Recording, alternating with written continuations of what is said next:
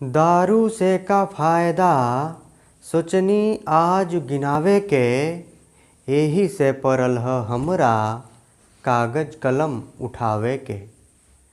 ना लाठी के परे ज़रूरत नाई ज़्यादा खोखे दे, ना लाठी के परे ज़रूरत नाई ज़्यादा खोखे दे।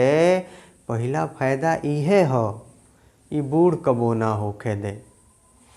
भरल जवानी में ऐसनका रोग भयानक धरेला, भरल जवानी में ऐसनका रोग भयानक धरेला।